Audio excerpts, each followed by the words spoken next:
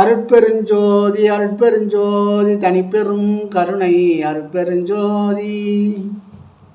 அன்பு ஆன்மநேயம் உள்ள எல்லா உயிர்களும் எனது சொந்தங்களே, வாழ்க வளமுடன். ஓடி ஓடி ஓடி ஓடி உட்கலந்த ஜோதியை நாடி நாடி நாடி நாடி நாட்களும் கடந்து போய் வாடி வாடி வாடி வாடி மாண்டு போன மாந்தர்கள் கோடி கோடி கோடி கோடி எண்ணிலற்ற கோடியே அப்படின்னு சொல்லிட்டார். இப்போ இது தொப்புள்லேருந்து இந்த நாடியானது நடுநாடி நம்முடைய புருவ மத்தியில் கொடியாக அசைந்து கொண்டிருக்கிறது. அதான் வள்ளல் பெருமான் சன்மார்க்க கொடியாக வெளியே கட்டி காட்டினார். ஐப்பசி 7ஆம் நாள், ஐப்பசி மாதம் 7ஆம் நாள் சன்மார்க்க கொடியை, உள்ளே இருக்கிற கொடியை வெளியே கட்டினார். அது கட்சி கொடி இல்லை, மனித உடம்பில் நம்முடைய புருவ மத்தியில் ஆடக்கூடிய கால் பாகம் மஞ்சளாகவும் முக்கால் பங்கு வெண்மையாகவும் அதை அசைகிறது. அதை அசைகின்றனால்தான் நாம் அசைகின்றோம் அப்படின்னு சொல்கிறார். அப்போ இது ஓடி ஓடி ஒரு நிமிஷம் கூட நம்ம தாய்வகத்தில் கரு உண்டான நாள் முதல் இன்று வரை ஓடி ஓடிக்கிட்டே இருக்குது, உள்ளே போய் கலந்துக்கிட்டே இருக்குது. அப்பேற்பட்ட நாடியை நாடுறாங்க. நாடி நாடி நாடி நாடி நாட்களும் கழிந்து போய் இவங்க நாடன்னா அதுக்கு ஒரு குரு வேணும். இந்த குருவனுடைய துணையை கொண்டு முறையாக செய்யணும். இந்த வாசியை பழகணும். இந்த வாசியை பழகினா அது கட்டுப்படும். உடல் சுத்தம் தேவை. உடலில் இருக்கிற உறுப்பெல்லாம் எந்த உறுப்பும் பாதிப்பு இல்லாமல் இருக்கணும். நம்முடைய உடல் பொன் போல் இருக்கணும். நாம் போய் மாத்திரை சாப்பிட்றதோ வைத்தியர் எடுத்த போகிறோம்னு சொன்னால் நம்ம ஆன்மீகத்தை ஒழுங்காக செய்யலைன்னு அர்த்தம். ஆன்மீகம்னா இப்போ ஒரு ஊனம் நினச்சிக்கிறாங்க. முடியாத ஆளுங்க தான் ஆன்மீகத்தில் போயிட்டு அப்படியே உட்காந்துட்டு கிடப்பாங்க, அப்படியே கண்ணை மூடிட்டு கிடப்பாங்க, அப்படியே சோம்பேறி மாதிரி கிடப்பாங்க அப்படின்லாம் நினைக்கிறாங்க மக்கள். அப்படி கிடையாது. ஆன்மீகம் என்றது ஏந்து நிற்கணும், நிமிர்ந்து நிற்கணும். அகத்தை கருத்து புறத்தை வெளுத்த மனிதரை ஜகத்தை திருத்தணும். அதுதான் ஆன்மீகம். என்றே எண்ணினும் இளமையோடு இருக்க நன்றே தரும் ஒரு நாணமா மருந்தேனர். அப்போ இளமையோடு இருக்கணும். நீ வயசை பற்றி விடுங்க, அது உடம்புக்கு தான் வயசாக இருக்குது, மனசுக்கு வயசாகல. இந்த மனம் நான் இல்லை, இந்த உடல் நான் இல்லைன்னு சொல்லு. அது என்னையும் உள்ள இருக்கிற நம்முடைய ஆன்மா நன்றே தரும் ஒரு நாணமா மருந்து. என்றே எண்ணினும் இளமையோடு இருக்க.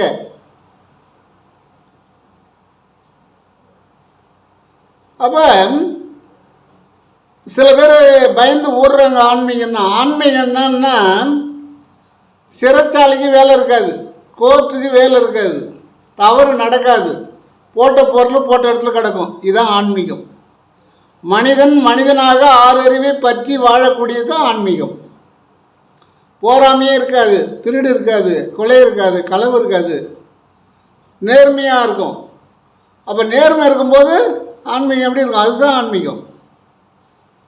சிலர் என்ன நினைக்கிறாங்கன்னா, அப்போ என்னுடைய சூழ்நிலைக்காக என்னுடைய லட்சியத்துக்காக நான் தாண்டி வளர்த்துருக்கேன், சாமியாரை எல்லாம் அப்படி போயிடலாம், சோம்பேறியை போய் உட்காந்துக்கலாம் அப்படின்னு. முடியாத கட்டத்தில் அந்த மாதிரி இருக்கிறாங்க.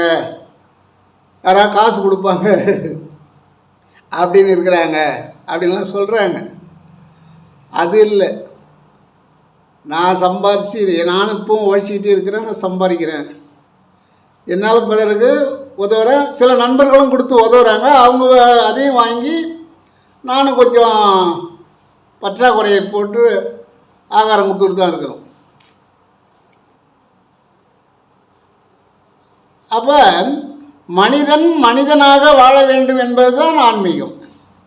ஆன்மீகம்னா ஒரு ஊனம் கிடையாது, ஊனமானது கிடையாது. ஆன்மீகம்னா மனுஷனை பார்த்தா மனுஷன் மதிக்கணும். இப்போ மனுஷன் சாப்பிடுறான்டா தம்பி பயிலன்னு. இது மாறுவது எப்போ, தீர்வது எப்போ, நம்ம கவலைன்னு. அப்போ மனுஷன் இன்னைக்கு சாப்பிட்டுன்னு இருக்கிறான்.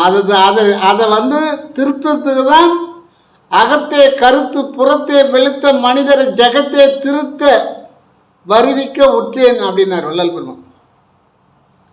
இந்த அகத்தில் இருக்கிற கருப்பு போயிட்டா ஸ்டேஷனுக்கு வேலை கிடையாது. காவலர்கள்லாம் நிம்மதியாக இருப்பாங்க. எல்லாருமே இன்றைக்கி எவ்வளோ அவஸ்தைப்படுறாங்க. அவங்க நிம்மதியாக இருப்பாங்க. கோர்ட்டில் வைக்கலுங்க நிம்மதியாக இருப்பாங்க. நீதிபதி நிம்மதியாக இருப்பார். அவங்களாம் ஒரு ஆனந்தமாக இருப்பாங்க. இந்த கருத்துனால்தான் குற்றம் அதிகமாகுது. அவங்கள திருத்த தான் இந்த ஜகத்துக்கு, இந்த உலகத்துக்கு என்னை ஆண்டவன் வருவிக்க ஒற்றேன் அப்படின்னாரு வள்ளல் பெருமான். ஆன்மீகன்னா சோம்பேறியே இல்லை இருக்கிறது ஆன்மீகம் இல்லை. எங்கோ ஒரு சிலர் வந்து அவங்க முடியாமல் காரணமாக பிறர் இடத்துல பொருளை வாங்கி சாப்பிட்றாங்களா, அது வேறு விஷயம். அது பாதுகாற்றவங்க, அவங்க விஷயம் தெரியாதவங்க, இருட்டு உலகில் இருக்கிறவங்க, அவங்களுக்கு இதை பற்றி தெரியாது. நான் எவ்வளோ பேர் வயசானவங்ககிட்டலாம் பேசியிருக்கிறேன். ஆண்டவன் எங்கே இருக்கிறான்னா அவங்களுக்கு எதுவுமே சொல்ல தெரியல. நீ கூட ஒருத்தரை சந்தித்து பேசினா அவருக்கு எல்லா பேருமே தெரியுது. ஆண்டவன் எப்படி இருக்கிறான், எங்கே இருக்கிறான், ஆண்டவன் எந்த இடத்துல இருக்கிறான் அப்படின்னு கேட்டால் தெரியல. வள்ளல் பெருமான் எங்கே இருக்கிறான்னு சொன்னார், அதுவும் தெரியல. ஆனால் வள்ளல் பெருமானுடைய கொள்கையில் தான் இருக்கார். வயசு 86 ஆனால் வள்ளலார் எந்த இடத்துல ஆண்டவன் இருக்கிறான், எப்படி அவனை கருத வேண்டும் அப்படின்னு சொன்னதெல்லாம் அவர் பார்க்கல. போகிறாரு வராரு இருக்கிறார், அவ்வளோதான். அற்பெருஞ்சோதி மட்டும் சொல்கிறார். அது மட்டும் மகாமந்திரம், அதுதான் சொல்கிறேன் அப்படின்னு சொல்கிறார். இப்போ உள் விஷயங்களை புரிஞ்சுக்கணும். இப்படி வாடி வாடி மாண்டு போன மாந்தர்கள், வாடி வாடி எவ்வளோ பேர் செத்து போட்டாங்கப்பா அப்படின்றார். அப்போ ஒரு ஆறு இருக்குது அப்படின்னா அதை வந்து தூர் வருவாங்க. வாய்க்கால் இருக்குன்னா தூர் வருவாங்க. விவசாய நிலத்தில் பார்த்தா அந்த வாய்க்கால் இருக்கும், அந்த தண்ணி போகிற வாய்க்கால் சரி செய்வாங்க பில்லு இல்லாமல். இப்போ மோட்ரு இருக்கும். இப்போலாம் மோட்ரு இருக்குது. அது சுவிட்சு போட்டதுன்னா எரிக்கும். சுவிட்சு போட்டெல்லாம் பயிர் காஞ்சிக்கிட்டு கிடக்கும். அது மோட்ரு கம்முன்னு இருக்கும். நமக்கு ஒரு வேலை இல்லை அப்படின்னு. அப்போ அதை இயக்கக்கூடியவர் யார்? அதுக்கு ஒரு ஆள் வேணும். அவர் இருந்தால் தான் அதை இயக்க முடியும் அந்த மோட்ரு. அப்போ நம்ம இயக்கக்கூடிய ஒரு ஆள் நமக்கு வேணும். அவர் யார்? குரு, வழிகாட்டுற குரு. அவர் வழிகாட்டினார்னா நம்ம உண்மையான குரு நமக்கு வந்துடுவார். அவர் வந்து நமக்கு வழிகாட்டுவார். இன்னும் ஒன்று, ஆன்மீகத்தில் வள்ளல் பெருமானுடைய சன்மார்க்க சங்கத்தில் வந்தவங்க வந்து அடித்தடியில் இல்லாமல் ஆன்மீகம் நடத்துகிறாங்க. அதுதான். ஆனால் மற்றவங்கெல்லாம் அடி தான், எல்லாம் அடி வாங்கியிருக்காங்க. ரமணர் அடி வாங்கிக்கிறார், விசிறி சாமியார் அடி வாங்கியிருக்கார், நிறைய சாமியார், சங்கரலிங்கம், கல்லல் அடிச்சாங்கெல்லாம் எல்லாம் அடி வாங்கினாங்க. நான் சன்மார்க்கத்தில் மட்டும் அது கிடையாது.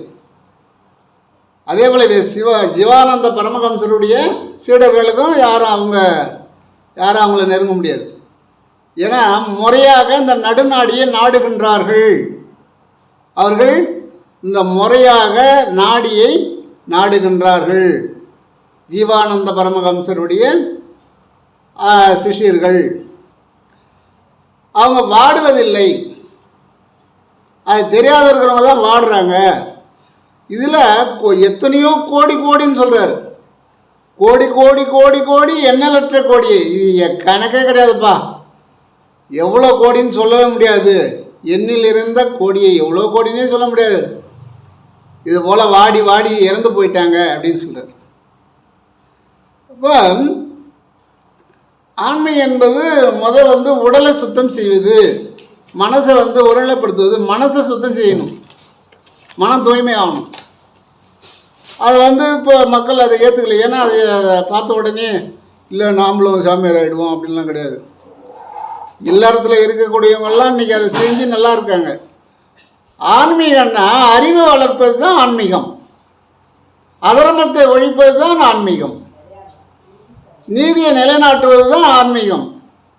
நேர்மையை கடைப்பிடிப்பது தான் ஆன்மீகம். ஆன்மீகம்னா சிவனைன்னு போய் எதுவும் பேசாமல் அப்படியே காட்டில் போய் சிவனைன்னு உட்காந்து யாராவது சாப்பாடு கொடுப்பாங்க, சாப்பிட்டுனா அப்படியே காலத்தை ஓட்டலான்றது ஆன்மீகம் கிடையாது. வள்ளல் பெருமான் என்ன சொல்கிறார், நான் எதுக்கு வந்தேன், இந்த ஜெகத்தே மனிதரை திருத்த வந்தேன் அப்படின்றார். அப்போ நம்மளால் முடிஞ்ச 4 பேருக்கு நம்ம சொல்லணும். இப்போ நான் சொல்கிறத இறைவன் கேட்டுக்கிட்டே இருக்கான். சும்மா இருக்கிறானா, சோம்பேறியாக இருக்கிறானா, இல்லை அவன் கடமையை செய்கிறானா, மற்றவங்களுக்கு சொல்கிறானான்னு இறைவன் பார்த்துக்கிட்டே இருக்கான். நம்முடைய உடல் உறுப்பு நல்லா இருக்கணும் அப்படின்னா அதுக்கு 3 விஷயம் கொடுத்துருக்காங்க. இது ஏற்கனவே எல்லா மகான்களும் சொன்னது தான், நான் ஒன்றும் புதுசாக சொல்லலை, புதுசாக எதுவும் கற்றுன்னு வர முடியாது. அந்த மகான்களுக்கு சித்தர்கள் சொன்னது, சித்தர்கள் எழுதி வச்ச குறிப்பிலேருந்து அவங்க சொன்னாங்க. எனக்கு முன்னாடி எவ்வளோ பேர், கோடி பேர் சொல்லிட்டாங்க நான் சொல்கிற வார்த்தையை. நான் புதுசாக கண்டுபிடிச்சி சொல்லலை. அது சுடர் விளக்காக இருந்தாலும் உங்களுக்கு தூண்டுகோல் பண்ணுறதுக்கு தான் அதை சொல்கிறேன். இப்போ இந்த பூமி நல்ல ஒரு சவுண்டு இருக்குது பூமிக்கு. ஆனால் அதை இறைவன் நமக்கு அந்த சவுண்டு வராத அளவுக்கு அவன் கட்டுப்படுத்தி வச்சுருக்கிறான் இறைவன். அது பூமியினுடைய சவுண்டு நமக்கு கேட்டுதுன்னா யாருமே நாம் அங்கே உயிர் வாழவே முடியாது. ஒரு ஏரோப்ளேன் கிளம்பும்போது அது சத்தம் எப்படி இருக்குதோ அதுபோல் கோடி பங்கு சத்தம் இருக்குதான். அப்போ கோடி பங்கு ஒரு ஏரோப்ளேன் கிளம்பும்போதே சத்தம் நமக்கு மைன்னு கேட்குது, காதை அடிச்சிக்கிற மாதிரி. 1 கோடி பங்கு கேட்டால் எப்படி இருக்கும்? அவ்வளோ அந்த பூமி ஒரு மணிக்கு 920 கிலோமீட்டர்னு சொல்கிறாங்க, 1000 கிலோமீட்டர்னு சொல்கிறாங்க. அது சுழலுகின்ற வேகமானது, அந்த சத்தமானது நாம் கேட்டோம்னு சொன்னால் அந்த சத்தம் இந்த பூமிக்கு வந்தால் நாம் உயிர் வாழவே முடியாது. நம்ம எதுவுமே பேசுறது, நாம் ஒருத்தருக்கு ஒருத்தர் பேசுறதுல காதே கேட்காது. அப்போ இறைவன் எவ்வளோ ஒரு கட்டுப்பாட்டில் வச்சுருக்காம. சூரியன் மட்டும் ஒரு நாளைக்கு ஒளி கொடுக்கலன்னு வச்சுக்கோமே, ஒரு 24 மணி நேரம். இப்போ இரவாக இருக்குது, 24 மணி நேரம், இது 12 மணி நேரம், பகல் 12 மணி நேரம், மொத்தம் இரவு வந்துடுச்சு. ஒரு 24 மணி நேரமும் இரவாகவே இருந்தால் எத்தனையோ உயிரினங்கள் அழிந்து போகும் அப்படின்னு சொல்கிறாங்க சித்தர்கள். என்ன சொல்கிறாங்க, ஒரு 24 மணி நேரம் சூரிய ஒளி இல்லாவிட்டாலே பல உயிரினங்கள் அழியறதுக்கு வாய்ப்பு உண்டு, மனிதர்கள் கூட அழிஞ்சிருவாங்க அப்படின்றார். அப்படியே ஒரு 4 நாள் 5 நாளைக்கு சூரிய ஒளியே வரல, சூரியனே கிளம்பலன்னு வச்சுக்கோங்க. அப்போ என்ன பண்ணோம், பூமி மேல் மட்டத்தில் எந்த உயிரினமும் இருக்காதுன்னு சொல்கிறாங்க சித்தர்கள். இதை நாம் உள்வாங்கி பார்க்கணும். நம்ம ஏதோ வந்தோம் போந்தோம், நம்ம சம்பாதிக்கிறோம், குடும்பத்தை பார்க்குறோம், அது ரைட் தான். அடுத்த கட்டம் நம்ம என்ன எதுக்கு வந்தோம், நாம் ஏன் தவறு செய்கிறோம், நமக்கு ஏன் போராமேன்னு ஒன்று வருது, நாம் ஏன் மற்றவரை பற்றி மற்றவர் குற்றங்களை ஏன் நம்ம விசாரிக்கிறோம், அவன் என்ன ஆனா இவன் என்ன ஆனா அவன் எப்படி இருக்கிறான், இதெல்லாம் செய்யக்கூடாது. அவன் நல்லா இருக்கிறாங்களா, நல்லா இருக்கிறாங்க, அதுதான். இது 4 ஒழுக்கம் சொல்கிறார் வள்ளலார். அந்த ஒழுக்கத்தில் இது வருது. கர்ம ஒழுக்கம், இந்திர ஒழுக்கம், ஜீவ ஒழுக்கம், ஆன்ம ஒழுக்கம். அப்போ ஒருத்தர் விசாரித்து அவங்க குற்றங்களை கேட்குறது மகா தப்பு. அது மட்டும் இல்லை, அவங்க ஒன்று சொன்னால் இதை 4ன்னு போய் சொல்கிறாங்களே, அது மகா தப்பு. இப்படி இருந்தாக்க எக்காலத்துலேயும் நீ நிம்மதியாக வாழ முடியாது. ஏதோ வந்தோம் இருந்தோம் போனோம் அப்படின்னு தான் போகலாம். நாம் எதை நினைக்கிறோமோ, கெட்டதை நினைக்கிறோம், அதுவாக இந்த மனம் மாறிவிடும். எப்படி ஆண்டவன் இருக்கக்கூடிய இந்த உடம்பில், இந்த ஆலயத்தில் நாம் எதை விதைக்கிறோமோ அதுவாக மாறிடுமா.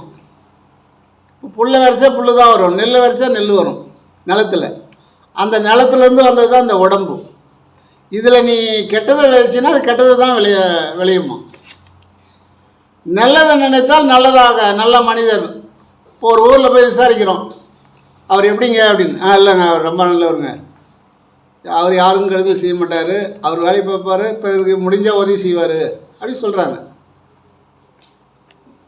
ஏன்னா என்னை பற்றி நிறையா பேர் விசாரணை பண்ணி என்கிட்ட சொன்னாங்க, நான் நிறையா பேரை விசாரித்தேன், உங்களை பற்றி யாருமே குறை சொல்லலை அப்படின்னு. அப்போ என்ன காரணம்?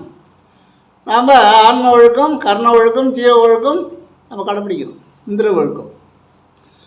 அதனால் நம்மளை வந்து பரவாயில்லைங்க, அவர் வேலையை தாங்க பார்ப்பார், மற்றவங்களுக்கு தொல்லை கொடுக்க மாட்டார், ஏதாவது குறைன்றவங்களுக்கு ஏதாவது உதவி பண்ணுவார், அவ்வளோதான்.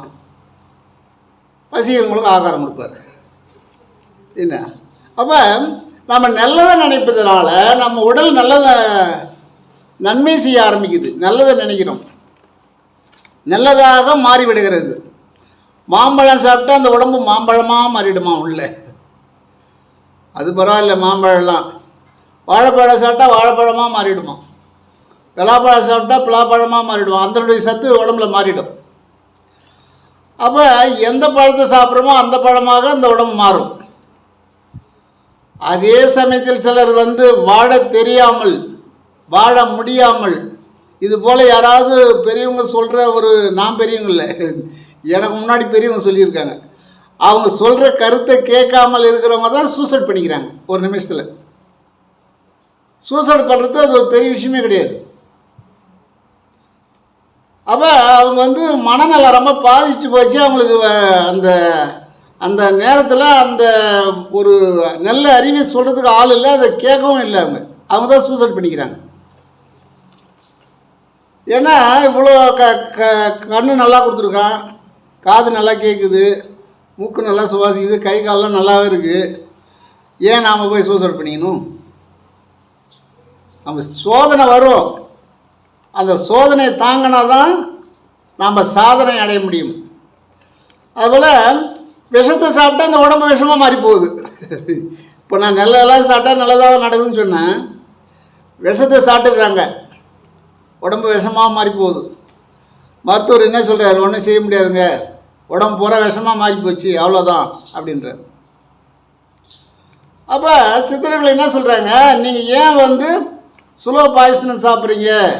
போராமன்றது ஒரு ஸ்லோ பாய்சன், அடுத்தவனை கெடுக்கிறது ஒரு ஸ்லோ பாய்சன், கெடுதல் செய்கிறது எல்லாமே ஒரு ஸ்லோ பாய்சன். கொஞ்சம் கொஞ்சமாக நீங்கள் விஷத்தை சாப்பிட்டுனே இருக்கிறீங்க. அதான் நல்ல நல்ல விதையை விதைங்க, நல்ல நிலத்தை பாருங்கள், நல்ல விதையை விதைங்க அப்படின்றார். இப்போ விஷத்தை சாப்பிட்றவங்க விஷமாக மாறி போடுறான்ல, போயே போய்ட்றான், சொற்கொள்ளாமல் போயிட்டார் அப்படின்னு சொல்கிறாங்க. அப்போ அதுதான் நம்ம புரிஞ்சுக்கணும், எதை சாப்பிட்றோமோ அதுவாக அந்த உடம்பு மாறுது. ஒரு கிழங்கு சாப்பிட்றோம், அதுவாக மாறுது. உடனே என்ன சொல்கிறாங்க, நான் அந்த கிழங்கு சாப்பிட்டேன், இல்லை வள்ளிக்கிழங்கு சாப்பிட்டேன், எனக்கு எங்கே பிடிக்குது அங்கே பிடிக்குது இங்கே வலிக்குதுன்னு சொல்கிறாங்களே, அந்த வள்ளிக்கிழங்கு போய் அது அதுவாக மாறிடுச்சு உடம்புல. நீ மரவள்ளிக்கிழங்கு சாப்பிட்டா மரவள்ளிக்கிழங்காக மாறிடும் அந்த உடம்பு, கரணக்கிழங்கு சாப்பிட்டா கரணக்கிழங்காக மாறிடும், உடம்பு சூப்பராக இருக்கும். பிடிக்கரணை சாப்பிட்டா உடம்பு குளிர்ச்சியாக இருக்கும், மரவள்ளிக்கிழங்கு சாப்பிட்டா அது அது வாயுவும் பண்ணாது, ஒன்றும் பண்ணாது, உடம்புக்கு போஷாக்கு கொடுக்கும். எல்லா கிழங்கும் நல்ல கிழங்கு தான், சாப்பிட்ற விதம் தான் வேறு. வாயை மூடி சாப்பிட்டா எந்த வாயும் வராது. அது தெரியாமல் நான் வெள்ளிக்கிழங்கு சாப்பிட்டேன், எனக்கு இங்கே பிடிக்குது அங்கே பிடிக்குதுன்னு சொல்லுவாங்க. ஏன் இதை சொல்கிறேன்னா, அந்த கிழங்கு சாப்பிடும்போது இந்த உடம்பு அந்த கிழங்காக மாறுது. அப்போ விஷத்தை சாப்பிடும்போது விஷமாக மாறி போகுது உடம்பு. எவ்வளோ ஈஸியாக தானே இருக்குது. இப்போ நமக்கு உயிர் வந்து 3 எழுத்தில் இருக்குது. அதுதான் வந்து ஆ உ இம். இது எல்லோரும் சொன்னது தான், நான் புதுசாக சொல்லலை. உங்களுக்கு இது தெரிஞ்சவங்களும் இருக்காங்க, தெரிஞ்சவங்க ஒரு 50-60% பேர் இருப்பாங்க இது தெரிஞ்சவங்க. தெரியாதவங்க ஒரு 40% பேர் இருக்கலாம், அவங்களுக்கு தெரியும் இது. இப்போ நாம் ஆ என்று காலையில் உச்சரிக்கணும்.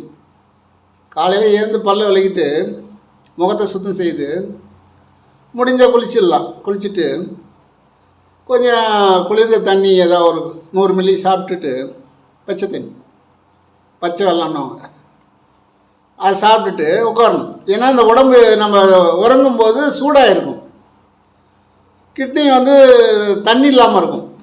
இந்த டீ போடுறவங்க பாய்லரில் தண்ணி இல்லைன்னா என்ன ஆகும்? பாய்லர் வெடிச்சிடும். அதனால தான் தண்ணி ஊற்றிட்டே இருப்பாங்க டீ போடுறவங்க. அது மாதிரி உள்ளே இருக்கிற பாய்லருக்கு வந்து தண்ணி வேணும். ஏன்னா இரவு பூரா தண்ணி குடிக்கல, நம்ம தண்ணி சாப்பிடாமல் வந்துட்டோம். அப்போ தவம் பண்ணும்போது அந்த தண்ணி குடிக்கணும். கொஞ்சம் தண்ணி ஒரு வாக குடித்தா கூட போதும். அப்போ ஜில்லுன்னு போய் அந்த கிட்னிக்கு போய் சேரும்.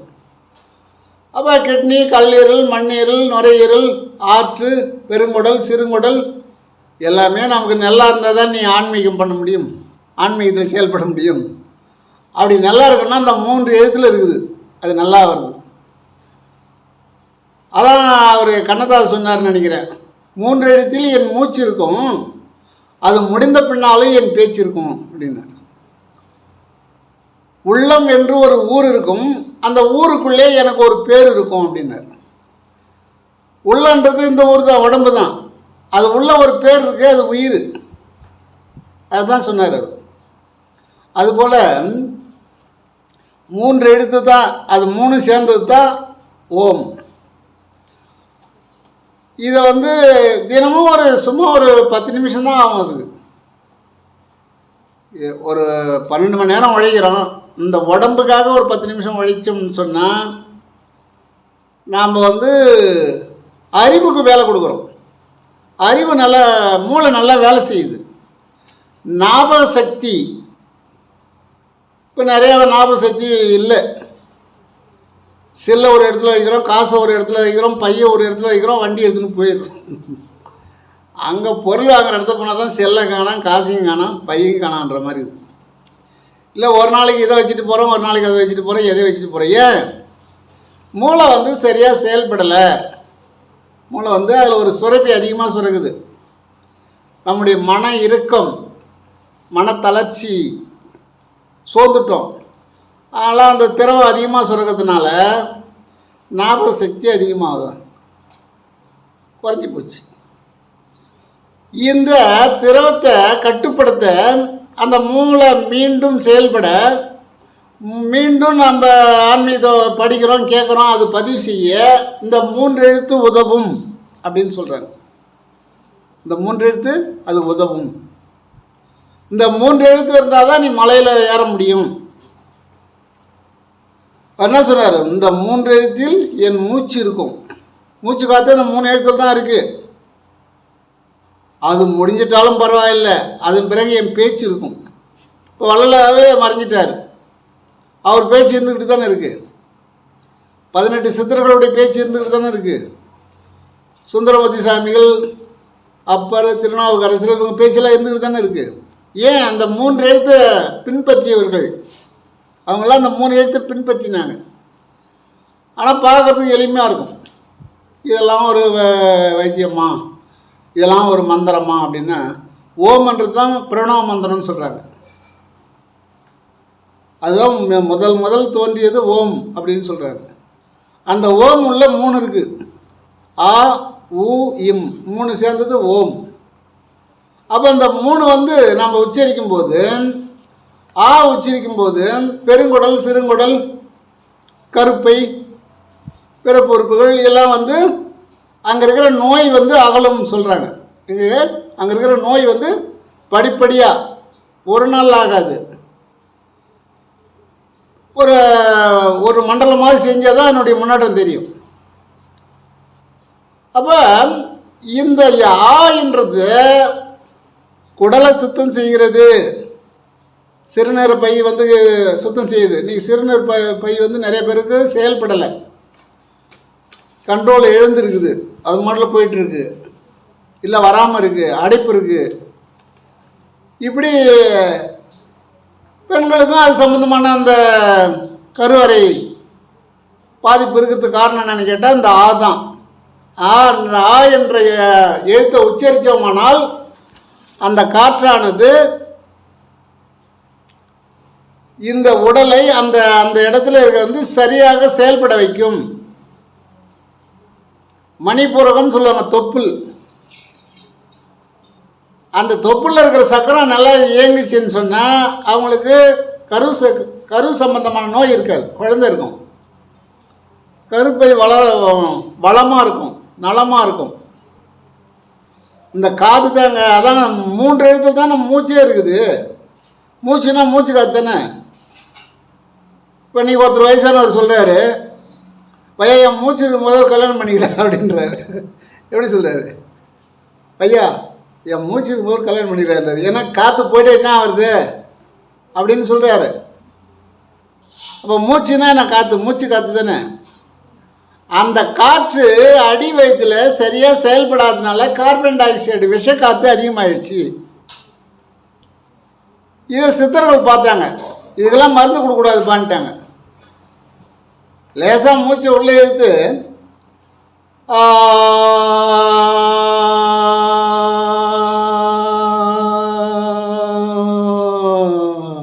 இதுதான், இது 7 முறை சொல்லணும். உடனே சொல்லக்கூடாது. கொஞ்சம் அப்படியே ரெஸ்ட் எடுத்து அப்புறமா மூச்சை லேசாக உள்ளே இழுத்து வாய் திறந்து சொல்லணும். இப்படி சொல்லும்போது பனினால் தான் உங்களுக்கு அங்கே வாயிலேருந்து ஒரு அனல் வரத்து வெளியே தெரியும். உள்ளேருந்து ஒரு அனல் வெளித்தள்ளும். அந்த ஆணும்போது இந்த தொப்புள் உள்ளே போகும். இந்த தொப்பை இருக்குது, தொப்பெல்லாம் இருக்கிறதுல அவங்களுக்கும் நல்லாவே தெரியும். தொப்பை உள்ளே அப்படி போகும். அது உள்ளே போகும்போது அங்கே இருக்கிற விஷக்காற்று வெளியாகும். அப்போ சிறுநீர் பை ஒழுங்காக வேலை செய்யும். ஒரே நாள் இல்லை, 1.5 மாதம் செய்யணும். அப்போ தான் நல்லா வேலை செய்யும். அப்போ நல்லா வேலை செய்யும். கரு சம்பந்தமான உறுப்புகள் எல்லாம் வேலை செய்யும். பிறப்பு உறுப்புகள் அதெல்லாமே நல்லா வேலை செய்யும். சிறுகுடல் பெருங்குடல் நல்லா வேலை செய்யும். அஜீரண கோளாறு இருக்காது. சாப்பிட்டா செரிக்கும். ஒழுங்காக சாப்பிடும்போது நிதானமாக சாப்பிடணும். எதையோ பார்த்துட்டு சாப்பிட்டா செரிக்காது. டிவி பார்த்துன்னு சாப்பிட்றது, செல்லில் பேசினே சாப்பிட்றது அதெல்லாம் செரிக்காது. இப்போ நான் ஒரு சிவானந்த பரமஹம்சர் ஆசிரமத்துக்கு போனேன். அவங்க சாப்பாடு வைக்கும்போது நம்ம கை வைக்கக்கூடாது, கம்முன்னு இருக்கணும். அதெல்லாம் சாப்பாடெலாம் வச்சுட்டாங்களா, அப்புறமா அப்படி அந்த கையை எடுத்து அப்படி கும்பிடணும்.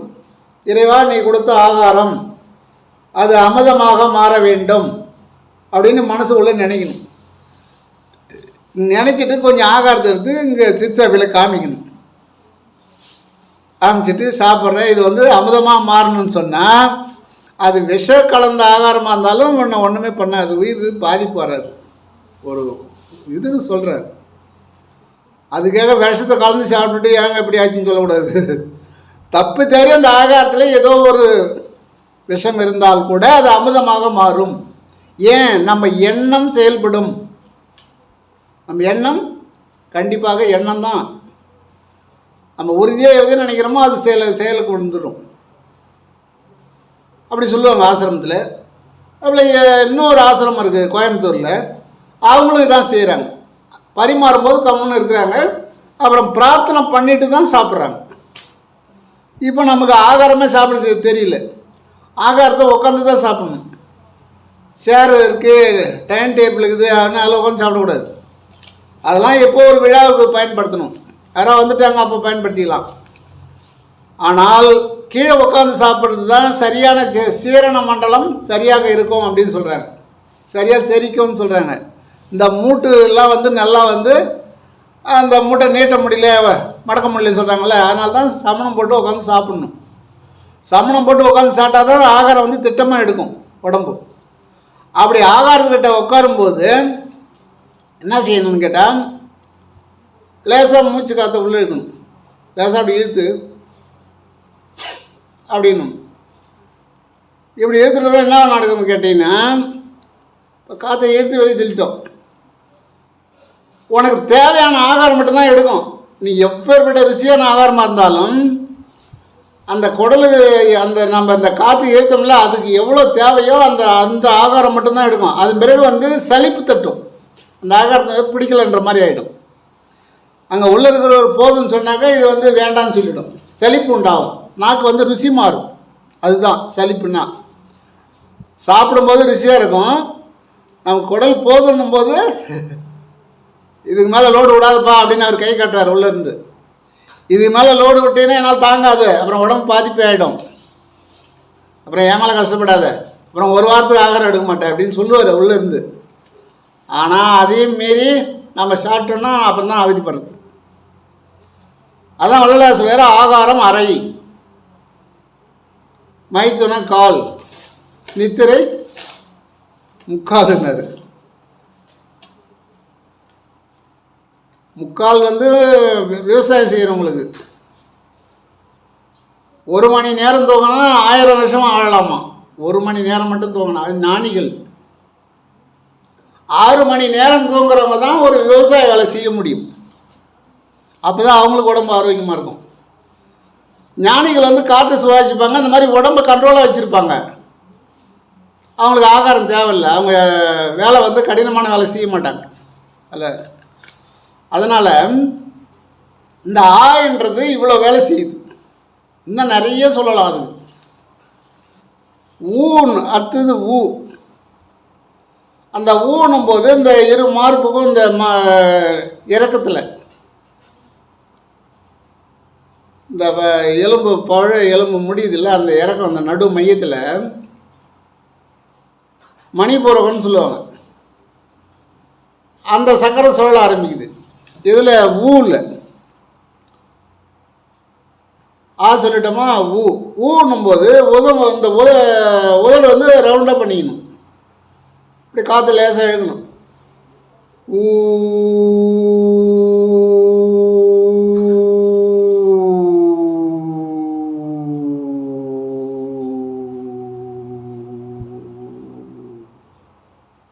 இப்படி சொல்லும்போது நுரையீரல், பித்தப்பை, கல்லீரல், மண்ணீரல், ஆற்று எல்லாம் சுத்தமாகுது. நுரையீரல் வந்து 3 பங்கு விரிவடை தான்.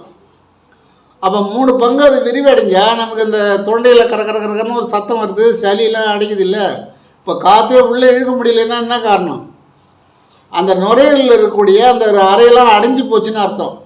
எல்லா கதவும் சாய்ச்சிட்டாங்கன்னு அர்த்தம். அப்போ இந்த வாசியை உள்ளே இழுக்கும்போது, இந்த ஊன்ற சத்தத்தை கொடுக்கும்போது, அந்த அதிர்வு உள்ளே போகும்போது அங்கே என்ன நடக்கும்? அங்கே இருக்கிற கதவுலாம் திறக்கும். தேன் கூண்டு மாதிரி இருக்குமா நம்முடைய நுரையீரல். தேன் கூண்டில் பார்த்துருக்கீங்களா? அதில் வந்து இல்லாத நேரத்தில் பார்த்தீங்கன்னா அப்படியே அறையாக இருக்கும், அழகாக இருக்கும். நிறைய அறை இருக்கும், 1000 அறைகள் இருக்கும், 1000க்கு மேலே இருக்கும். அதே போல் மாதுளம்பழத்தை அறுத்து பார்த்தீங்கன்னா நம்ம நுரையீரல் எப்படி இருக்குதோ அது போல் இருக்கும். அந்த நுரையீரலில் சளி அடைஞ்சி அந்த கதவெல்லாம் சாத்தின பிறகு தான் நமக்கு சுவாசம் இல்லை. இப்போ எல்லாம் வந்து வெண்டிலேட்டர் வாங்கி வச்சுக்கிறாங்களே, ஏன்? நுரையீரலில் வந்து சரி இப்போ செயல்படலை. இப்போ செயற்கையான காற்று வைக்கிறது அவ்வளோ நல்லா இருக்காது. உடையாண்ட ஒருத்தர் கேட்டார், எங்கே போனால் அது வாங்கலான்னு. சொல்லி பார்த்தேன், அதை வாங்கிறத விட இது உங்கள் உணர்வு உள்ளவங்க தான், விவரம் தெரிஞ்சவங்க, இதை செஞ்சு பாருங்களேன் அப்படின்னா, நீ சொல்கிறதெல்லாம் பற்றி சரி வராதுண்ணா. சரி அப்படியே விட்டுரு அப்படின்ட்டு. என்ன நல்லது சொன்னால் கேட்க மாட்டாங்க. நான் வெண்டிலேட்டர் தான் வாங்க போகிறேன், சரி வாங்கிக்க அப்படின்ட்டு. வெண்டிலேட்டர் நீ கொடுக்கும்போது நுரையீரல் என்ன சரி இயங்காது சுத்தமாக. நம்ம வேலையை அவன் செய்கிறான், அவனே செஞ்சு போட்டும் போ அப்படின்னு அது கடைசி போயிடும். இப்போ நம்ம கொல்லையில் விவசாய வேலை செய்கிறாங்கன்னு வச்சுங்களேன், கொஞ்சம் பார்த்து செய்யுங்கம்மா, கொஞ்சம் நேரம் செய்யுங்க, கொஞ்சம் ஒழுங்காக செய்யுங்கப்பா அப்படின்னு சொன்னால் செய்வாங்க. சரி என்னையா அப்படின்னு நான் கேட்டேன். சார் காசு கூட கொடுக்கணும்ப்பா என்ன போட்டு போயிடுவோம். அப்போ நுரையீரல்கிட்ட போய் நம்ம காற்றை இழுத்து சொன்னோம்னா அது வேலை செய்ய ஆரம்பிக்கும். அப்போ பாதிப்பே கிடையாது. இல்லை நான் வெளியிலேருந்து காற்று கொண்டு வந்து கொடுக்குறேன், நீ ஆளைப்பாரு அப்படின்னா அது என்ன பண்ணும்? சரி போப்பா அப்படின்ட்டு அது கம்முன்னு விட்டுடும். அவர் எம்மா நாளைக்கு காற்று கொடுப்பாரு. அதாவது அவசரத்துக்கு வைக்கலாம். ஒருத்தர் மயக்கம் அடைஞ்சு வந்துட்டாங்க, சுவாசம் கம்மியாக இருக்குன்னா அதுக்கெல்லாம் வைக்கலாம். அது தூண்டி வர்றது, அந்த நேரத்துக்கு மட்டும் தூண்டி வர்றது தான் அது. அதன் பிறகு நீ ஊர் சொன்னாலே செயல்படும். இப்போ நமக்கு எல்லாம் உணர்வு இருக்குது. உணர்வு இல்லாதவங்களை விட்டுருங்க, விவரமே தெரியாதவங்க, அவங்களுக்கு செய்ய முடியாதுன்னா அதை பற்றி ஒன்றும் பண்ண முடியாது. அதுக்கெல்லாம் இப்போ நிறையா மருந்து கண்டுபிடிச்சிருக்காங்க இப்போ. அது அப்போ அந்த ஊ என்று சொன்னால் நுரையீரல் நன்றாக செயல்படும், ஆற்று நன்றாக செயல்படும். இப்போ 2 தானே மெயின். இவர் சுத்தமான ரத்தத்தை ஆற்றுக்கு அனுப்புகிறாரு, ஆற்று என்ன பண்ணுது? மூளைக்கு அனுப்புது. நாம் தூங்கிட்டு கிடக்கிறோம், அவங்க வேலையை விடிய விடிய செஞ்சுன்னு தான் இருக்கிறாங்க. அவங்க இரவும் பகலும் செய்கிறாங்க, அல்லும் பகலும் 60 மணி நேரமும் அவங்க வேலை செஞ்சுக்கிட்டே இருக்கிறாங்க அந்த நம்ம உடம்பை நல்லா வைக்கிறதுக்கு. ஆனால் அவங்களுக்கு நம்ம ஒரு ஒத்துழைப்பு கொடுக்கலாம்ல, இந்த ஊன்று சொல்லலாம்ல. அது பாருங்கள், ஞாபகமே இருக்க மாட்டுது, என்னென்னமோ சிந்தனை வருது, கனவு கெட்ட கனவாக வருது. ஏதோ பாம்பை தேத்தின்னு முடியாது, யாரோ வெட்ட வரான் குத்த வரான் கிணத்துல தள்ளுற மாதிரி இருக்குது. இப்போ கெட்ட கெட்ட கனவுலாம் வருது. என்ன காரணம்? காரணம் என்னன்னு சொன்னால் அதான் வள்ளலார் சொன்னார். காரண காரியம் காட்டிடும் வெளியின ஆரண சிச்சபை அருட்பெருஞ்சோதினர். ஒரு காரணம் இருக்குது, அந்த காரணத்தால் தான் இப்படிலாம் வருது அப்படின்னு சொல்கிறார். அப்போ என்ன பண்ணணும்? சாதா சிம்பிளான எழுத்து இம். லேசாக காற்று இழுக்கிறோம், மூச்சு காற்று லேசாக, வேகமாக இழுக்கக்கூடாது. அப்படி லேசாக இழுத்து உதட்ட முடிக்கிறோம்.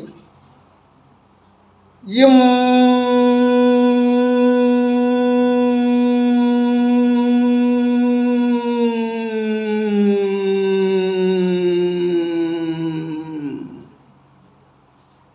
இதாங்க. இது இன்னும் ரொம்ப சிம்பிளாக இல்லை, எனக்கு கஷ்டமாக இருக்குது. ஏன்னா ஒரு 50 கிலோ 25 கிலோ வெயிட் தூக்குற மாதிரி இருக்குது. இல்லை, சிம்பிளான வேலை, எந்த பாதிப்பும் கிடையாது இல்லை. ஆனால் இதில் நன்மைகள் கோடிக்கணக்கில் இருக்குது. எங்கே சொன்னால் கேட்குறாங்க ஜனங்க. இதை இப்படி செய்யும் பொழுது ஒரு 1.5 மாதம் செஞ்சுட்டோன்னு சொன்னால் மெமரி நல்லா வேலை செய்யுது. இப்போ படிக்கிறோம், அப்படியே பேசலாம். கையில் பேப்பர் வச்சுன்னு பேச வேண்டியதில்லை. கையில் ஏன் பேப்பர் வச்சுன்னு பேசுகிறேன்னா மறதியாகி போகுது. என்ன படித்தோன்றது மறந்து போகுது. அதெல்லாம் பேப்பர் வச்சுன்னு பேசுகிறோம். இதே 1.5 மாதம் செஞ்சால் பேப்பர் தேவையில்லை. நான் அப்படி தான் ஒரு 20 வருஷத்துக்கு முன்னே பேசிகிட்டு இருந்தேன். ஒரு 10 வருஷத்துக்கு முன்னே கூட அப்படி தான் பேசினேன். மேடையில் போனால் எந்த பேப்பருமே இருக்காது, ஆனால் நல்லா பேசுவேன். இப்போ என்ன ஆச்சுன்னு கேட்டால் சில சூழ்நிலை காரணமாக மறதி ஆகி போச்சு. இப்போ அதை தூண்டுறதுக்கு ஒரு பேப்பர் எதிராக இருந்தால் தான் பேச முடியுது. நீங்கள் கூட நினைக்கலாம், என்ன பேப்பர் வச்சு தான் பேசுகிறாரு, சூழ்நிலை என்ன செய்ய முடியும். அப்போ ஏங்க நீங்கள் மட்டும் பேப்பர் வச்சு பேசுகிறீங்க, ஏன் உங்களுக்கு அந்த நிலைமை அப்படின்னு நீங்கள் கேட்கலாம். கேட்டுருவீங்க. அதுக்கு தான் நானே இப்போ சொல்லிடுறேன். நான் இதை ஒரு கிட்டத்தட்ட ஒரு 3 வருஷம் 4 வருஷமாக இதை செயல்பட செய்யலை. இந்த நான் ஒரு 3 வருஷமாக செய்யலை. செய்யாதனால்தான் இன்றைக்கி ஞாபக மறதி வந்தது, செய்யாதனால்தான் உடல் பாதிப்பு வந்தது. அதன் பிறகு வாசியை சரி வர பெரியவங்க அப்புறம் ஏன்பா விட்டுட்டு அதை மீண்டும் செய்ப்பா, எந்த கஷ்டம் வந்தாலும் பரவாயில்ல, அது கொஞ்சம் நாள் செய்ப்பா, உடம்பு நல்லா இருந்தால் தான் நம்ம மற்ற சமாளிக்க முடியும் அப்படின்னு சொன்ன பிறகு அப்புறம் நம்ம அதை செய்கிறோம். இப்போ தான் ஸ்டார்ட் பண்ணியிருக்கிறோம். இப்போ ஓரளவுக்கு பரவாயில்ல. இனி இன்னும் கொஞ்சம் நாள் ஆச்சுன்னா எந்த பேப்பரும் தேவையில்லை, அப்படியே படிச்சுட்டு அப்படியே பேசலாம். எத்தனை மீட்டிங்கில் வேணாலும் பேப்பர்லாம் பேசலாம். அப்படி தான் பேசினேன் நான் ஒரு 15 வருஷம் வரைக்கும். இப்போ தான் 5-6 வருஷமாக பேப்பர் பார்த்து பேசுகிறேன். அதனால் நீங்கள் நலமாக இருக்கணும், வளமாக இருக்கணும், ஆரோக்கியமாக இருக்கணும், இறைவனை உணரணும், இருக்கும் இடத்தில் இருந்து கொண்டால் சவிக்கமாக இருக்கணும் அப்படின்றதுக்காக தான் இதை தங்களுக்கு தெரிவிக்கின்றேன். இதில் நல்லவை மட்டும் எடுத்துக்கொள்ளுங்கள் என்று மிக்க பணியோடு கேட்டுக்கொள்கிறேன். அருட்பெருஞ்சோதி அருட்பெருஞ்சோதி தனிப்பெரும் கருணை அருட்பெருஞ்சோதி. வாழ்க வளமுடன், வாழ்க வையகம்.